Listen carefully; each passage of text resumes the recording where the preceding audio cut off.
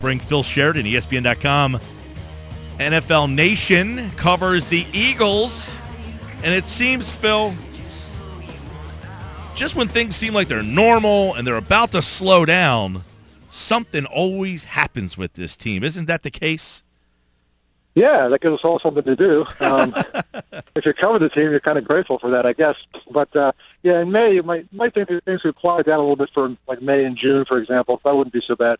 But, yeah, you know, the Reich thing is interesting. He hasn't talked to the media much since he's been here. And, you know, goes on the radio and kind of basically says that, you know, Doug Pederson gave order to the situation. You know, who's going to take the first team reps, who's going to take the second team reps, third team reps, the quarterback. That's something you have to do, but that doesn't mean there's no competition. That's the main point he was trying to make, I think. And I think if you ask Pederson specifically about that, he would probably say pretty close to the same thing anyway, that, you know, if Sam Bradford goes out there and is just horrible this summer, and either Chase Daniel or Carson Wentz goes out there and is just terrific this summer, you know, I don't think Doug Pederson is going to start Sam Bradford against the Cleveland Browns in the first game of the regular season just because he said he would, you know, back in March and April or May. So, I mean, I think there's a little bit of a gray area that this is both of these comments are actually pretty consistent. But the fact that Pederson kind of said, you know, it's Sam's job basically, and Reich is saying, hey, you have to have competition.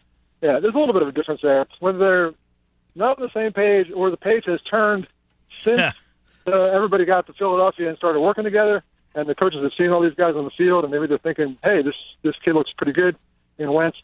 That's a possibility. But until Pederson talks next week, we won't be able to address that with any of them, you know, specifically. Yeah, and I like what Frank Reich said. He said, look, we've got to establish a culture of competition, which is why last week hearing Doug Pederson basically hand Alan Barbery the left guard spot and, in a sense, giving the starting quarterback job to Sam Bradford, which we all kind of assumed that would be the case. Anyway, I like what Reich said, but it does seem like there is a little bit of a gray area now with what's going to happen when training camp starts, which they just announced today will be July the 27th. So do you think there is some now confusion entering training camp?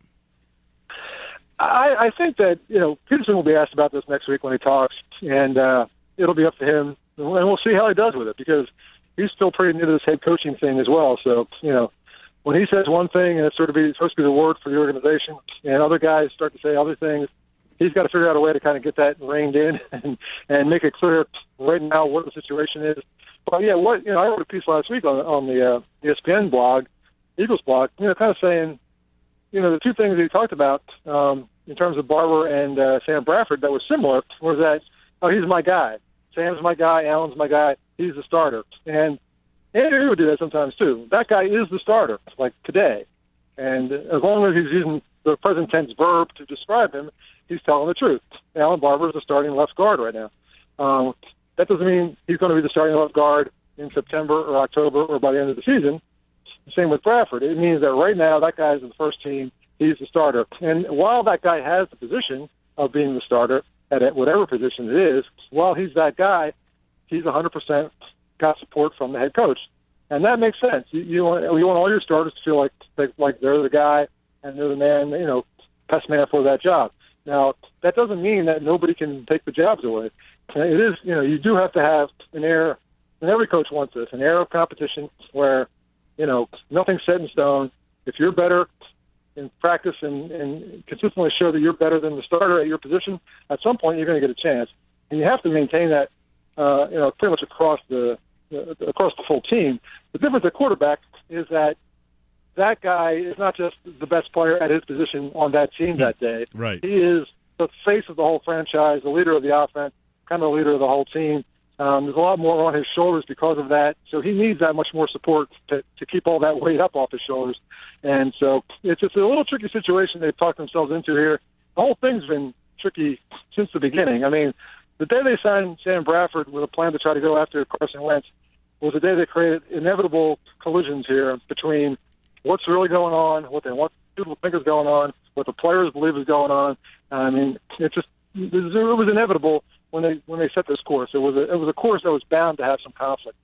Phil Sheridan, ESPN.com, NFL Nation covers the Eagles. You know, Jim Schwartz talked yesterday, and he gave a little bit of insight on this because he had Matthew Stafford. What did he really say and about how he handled this situation, and does he see any similarities to what's going on here?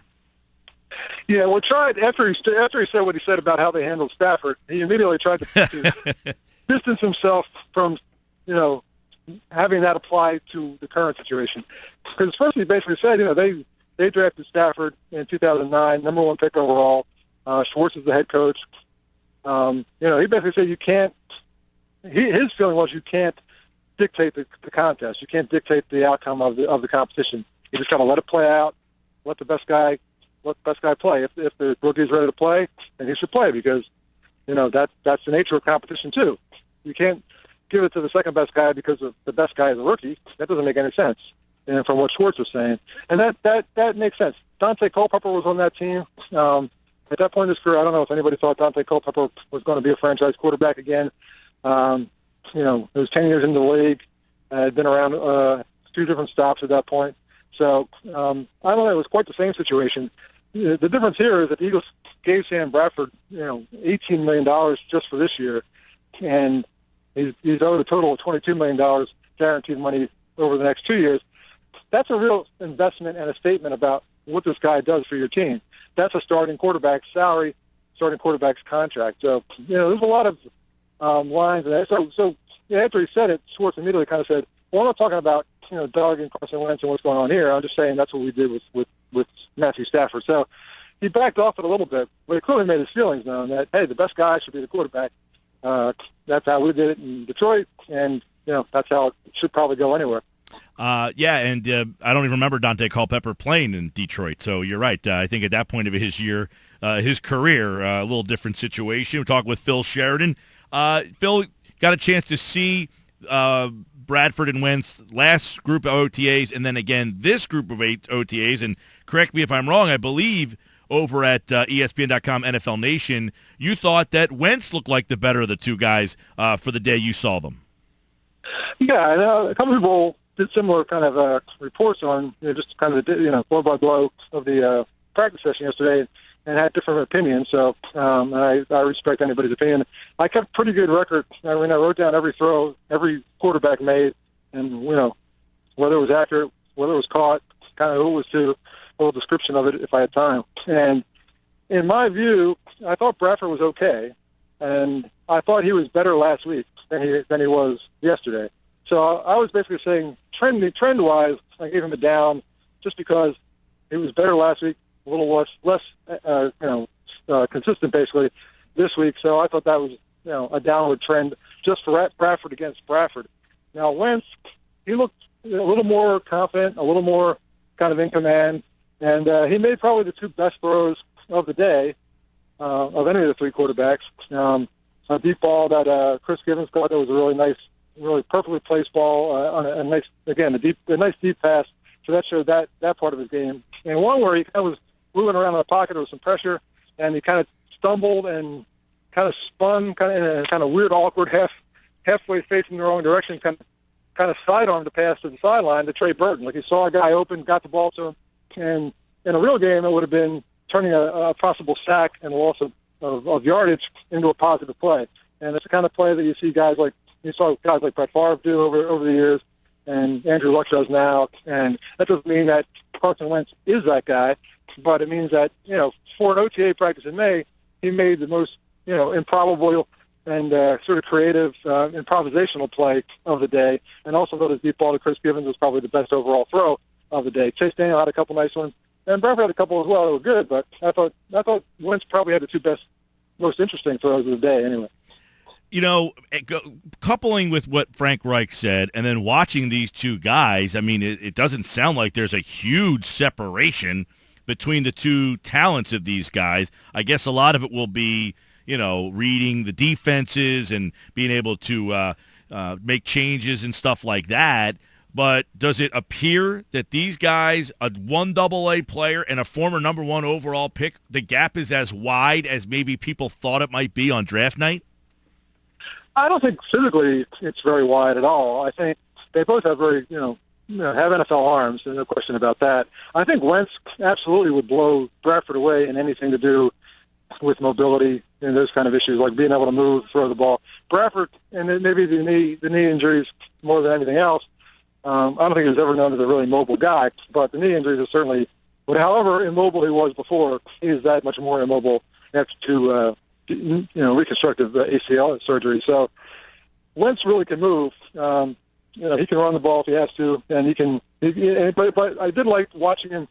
When he was just moving around, he was sliding back. Kind of sliding in the pocket a little bit, trying to get a better angle on a throw. I mean, he can move and still keep his eyes downfield and look to get the ball down there. So the skill sets are probably pretty comparable. I think Wentz is more mobile and more athletic in that sense. I mean, Bradford's a really good athlete. He's a great golfer. He was a hockey player. And he's a really good athlete in those terms. But in terms of speed or mobility, I don't think he's quite that kind of guy at this point in his career. But the skill sets are there. But yeah, we won't know until you see them out there, trying to read a defense and figure out where the blitz is coming from, and then you really see where the gap might be. Now Wentz is, reportedly and reputedly a very smart, just a very smart football player and a guy that really understands the game and can, make adjustments at the line of scrimmage and do all that stuff. But he did it at North Dakota State, and it's not, it's a big jump from North Dakota State to the NFL. I mean, it's a big jump from Oklahoma to the NFL, which Bradford had to make.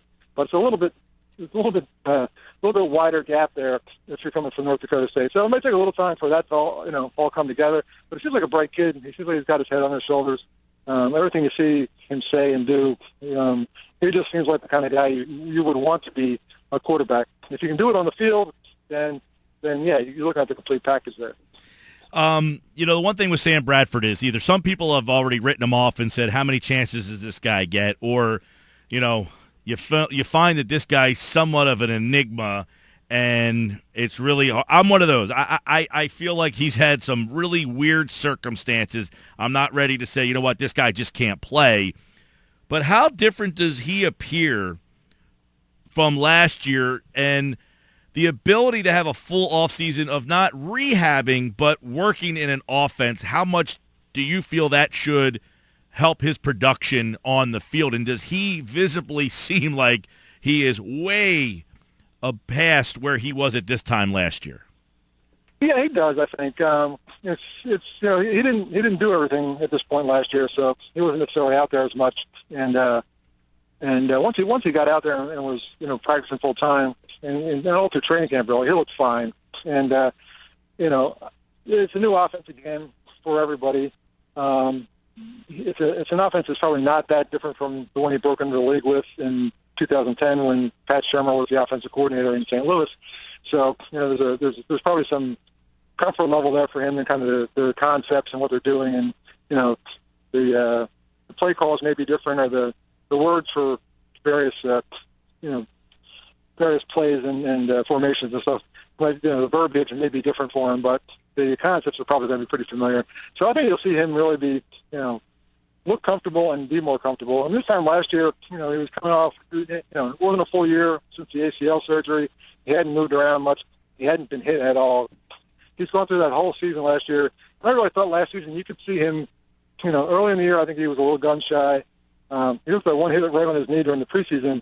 And, I think after that, and he came back, that was a confidence builder for him. But he took it, and he got back up, and he was fine. And all year, I think his confidence in his knee and in his ability to play in the offense and with his teammates, I think that all kind of got better as the year went on. I'm with you. I don't think you can consider the book closed on Sam Bradford at this point. I think that would be a mistake. There's a chance that the Eagles have done that by drafting a guy with the number 2 pick in the draft and giving up a lot of assets to get to that number 2 pick. But I still think there is a real chance for this guy to be the player that everybody thought he was going to be. And, it was interesting to me last year, Jeff Lurie, was explaining the Bradford move, and he said, back in 2010, Andy Reid and his staff, they evaluated Bradford as better than any quarterback that they had seen come out since Peyton Manning. So that includes Donovan McNabb, by the way. He was, and Aaron Rodgers and a lot of other guys who were drafted, Eli Manning, Joe Flacco. So, there's a lot of guys that have come out and been successful. And the Eagles had Sam Bradford rated higher at that point in time. So, the injuries and all the other stuff that's happened have affected him. but and he's running out of time to kind of establish himself as a real, franchise playoff caliber quarterback. But I still think it's possible, and the Eagles would be, very, very foolish to miss that opportunity with him. If he can be that guy, and he's that guy somewhere else after you had him for a year or two, that would be pretty hard for Philadelphia fans to take, I think. Yeah, Phil Sheridan's with us here, ESPN.com, NFL Nation, and there's other guys on the field. Let's take a look at some of them. You mentioned Chris Givens, and I almost forgot they signed him, but with the Ruben Randall news, it looks like he's out for the rest of OTAs, and we know some young players. Matthews going into his third year, Aguilar into his second year, Huff as well. What does the wide receiver depth chart, I know they said yesterday, or at least Jim Schwartz for his defense said, we have no depth chart. But how do you see the competition playing out as we lead into July's training camp at wideout? Yeah, I think it's going to be interesting. I think Matthews is really poised to have a breakout kind of year. I think he's done everything he can do, really all along since he's been here. Done everything you could possibly do to kind of get yourself, moving forward toward being an elite player. I don't know if he can be that in general, but he's doing the right things. And he certainly has size and decent speed and decent enough hands. Everybody had the drops last year, and he was one of those guys. But they've all really tried very hard to kind of get that behind them. And yes, there were a couple drops in the first practice last week that we saw. Not really any, maybe one or two that I even noticed yesterday. It seemed a little better there. But I do think, in Matthews, the other guy that has potential to be a really good, productive player. Nelson Aguilar is a real mystery. His first-round pick last year, not very productive. But I think you can put everything about everybody from last year and kind of go, well, that was in Chip Kelly's offense with the hurry-up stuff and all the stuff that goes on, and the way they play and the way guys came in and out of the game. Yeah, I think there's a lot of feeling of sort of a disjointed quality the last season. So Jordan Matthews told us yesterday that I thought it was kind of interesting that Aguilar actually bought a jugs gun, one of those those machines that fires footballs at you, and he bought it and has it in his backyard basically, so he can go out and just work on the jugs gun and just improve his hands in that sense. So there's a guy with a real dedication to trying to get better and do this thing. He's got decent speed. He looked really good on the field yesterday. Josh Huff has not looked as good. He's a guy that sort of been in kind of 2 years of kind of being okay, but not particularly memorable as a wide receiver. I'm not really seeing a lot that shows he's going to make a big jump at this point. Chris Givens did look good yesterday. It was the first time I didn't even notice him last week. This week I did a couple times. Jim Schwartz kind of complained that the defense played really badly during practice yesterday, so that may explain a little bit of why wide receivers seem so open and the quarterbacks are getting the ball to them. So that may not be something you can carry into the season necessarily, because they're going to play real defenses that play well at times. But overall, I think, there's a group of guys, and with Givens, Matthews, Aguilar, and presumably Ruben Randall when he's back and healthy, there's going to be a core of guys that are solid. If Aguilar or Matthews, they seem to be the most likely ones. If they can really emerge as a number one receiver, a real go-to guy, that would be a huge thing for this team. At this point, there's no way to be sure about that or even have a sign if that's possible. But that would be a very big development for the Eagles. All right. Yesterday, Jim Schwartz said no depth chart, but Brooks and McKelvin getting most of the reps. Then Jalen Mills, a 6th-round pick out there.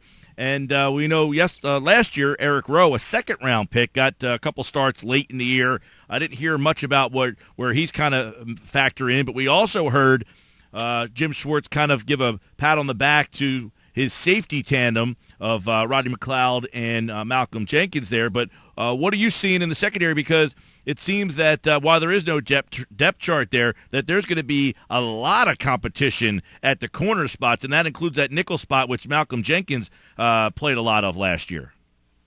Yeah, I mean, basically what Schwartz said, I think, is really important, is that, the competition begins in training camp. Nobody's competing right now. They're just, learning the defense, learning their assignments, kind of getting a feel for playing around each other, and everybody kind of made a big deal when they saw Jalen Mills, the rookie, running with the first team at times yesterday. And Schwartz said, well, we wanted to see him against the veteran. The veteran receivers were running with the first team.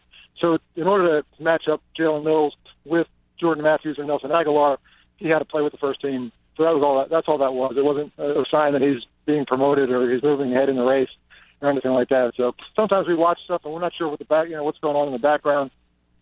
Schwartz made a really good example there of how you can kind of misread things or read too much into things at any rate. But yeah, it's a little worrisome, that position, cornerback especially. I mean, I think they are fine at safety. And Malcolm Jenkins was a Pro Bowler last year. Rodney McLeod was a guy that they gave a very large sum of money to come in and be the second guy. Schwartz said he's basically going to be one of the better safety tandems in the league. For the Eagles, that would be huge because since Brian Dawkins left, and we've all talked about this a lot over the last few years, they have not had that. Quentin Michael and Brian Dawkins before that with Michael Lewis, before that with Tim Howard. I mean, Dawkins was the key guy in all that, no matter who his partner was. As long as they had Brian Dawkins, for example, in other words, they had a good safety tandem because they had Brian Dawkins as one of those guys. So if those two guys can be good and solid, and they're important in Schwartz's defense because it's a pressure defense, and you need the safeties in the back there to kind of keep things from getting out of hand. If somebody makes a big play and your whole defense is basically running upfield toward the quarterback and somebody breaks through, you need safeties and linebackers to clean that up and make sure it doesn't get out of hand. So that's a very important part of this scheme. The quarterbacks are problematic, and Nolan Carroll's not practicing yet. He was a starter for most of last year. Serious leg injury, lower leg injury, and he actually kind of broke the bone right above his ankle and also damaged ligaments. So he's back and he's running, but he's not actually working out with the team yet. And they have a lot of guys though that are potentially good. I mean, they're athletic and they're good size, and they can run and they can do all the things you need a cornerback to do. Now the trouble is they need at least one of them and maybe two of them to develop into a real NFL player over the next few months, and that's not clear yet. I mean, Jalen Mills is one of them, the rookie from this year. Aaron Grimes is a CFL player that they brought in. They like him a lot, and he's got, again, tools and size, but he hasn't played in the NFL yet. I think Eric Rowe kind of, earned some respect last year. He replaced Nolan Carroll after Carroll got hurt, but, it's going to be a new scheme, a new way of playing. He's got to, he's got to learn a whole new scheme in his second year. I mean, that's one of the other problems you run into here. If you keep firing coaches and changing schemes and, ending any continuity any players have, that starts to, become a real problem in and of itself. Michael Kendricks was talking yesterday about that. It's his fifth year in the NFL at this point, and third head coach, third defensive coordinator, third defensive scheme. He's learning it all again. And, that's not how you build a great team. That's how you build a mediocre team full of guys that don't know what they're doing from year to year. So having Schwartz kind of establish how they're going to do things and kind of build with it, it gives everybody a chance now to kind of hit a reset button and actually make the most of their opportunity here. And that they have a lot of guys with potential in the secondary, but until they actually do it, there's no way to really be sure about. Yeah. Last thing for you, Phil. Yesterday, Schwartz spoke, and I think a lot of people are excited about Schwartz and the fact that it's just not Billy Davis and it's a 4-3 and his defenses were very good. But do you sense that the players on that defensive side of the ball are happy to have a new philosophy? And I'm not saying they didn't like Billy Davis, but a new voice, and just are they excited at the fact that they won't be on the field as much? Did you just sense a different vibe around the defense? Yeah, absolutely. All the guys that I was around or talked to at all, either of these two open sessions last week and this week, very, very much a common theme that you heard from them. Guys really, you take a guy like Kendricks is one example. He didn't like last year that they, with Billy Davis, they rotated in and out a lot. He said, so, if I was feeling like I was, playing well, I had something going on, I was building some momentum, then I'd be out of the game, and you couldn't do anything. And then you get back on the field, and it'd be cold again, and, so that kind of thing. So all the stuff that was sort of the Chip Kelly way of doing things, I don't think it was particularly good for the defense. I think Billy Davis is a guy that can coach defense. I think he was caught in a bad situation in terms of trying to coach for Chip Kelly like team, and it didn't really work out that well. So I'm not sure you can fully blame Davis. There's maybe some things he could have done better, but that's all water under the bridge at this point. For these guys, it's a new page, and in Schwartz, you have a guy that, he's done it. I mean, this is a guy that, I mean, Billy Davis never had defenses as good as Jim Schwartz's defenses have been in his entire NFL career. I mean, there was never just whenever he was a coordinator anywhere, Billy Davis's defenses were never as good as Schwartz's defenses were when he was a coordinator or a head coach in the different stops he's been. So you have a guy you can believe in, a scheme you know works because you've seen it work, and that kind of lends itself to gapping the scheme that they used with Billy Davis, which is a Chip Kelly thing. That's all about discipline and assignments and knowing exactly and being in exactly the right place. What Schwartz is basically telling the guys in the front is go get the quarterback, go get the ball. I mean, you're lined up and go. When the ball snaps, just go 100 miles an hour. It's a little bit more like what Jim Johnson was doing back in the day with the Eagles, just being aggressive, get to the quarterback, that kind of thing. So I think players like it, and again, whether they have the right players to run it and be effective with it, that's what we're going to be watching. But it's all going to make for kind of an interesting and fun year, I think. No doubt. Phil Sheridan has more on Eagles OTAs over at ESPN.com, ESPN.com NFL Nation Eagles reporter Phil Sheridan here at Eagles OTAs today at the NovaCare. Thanks, Phil. Take care.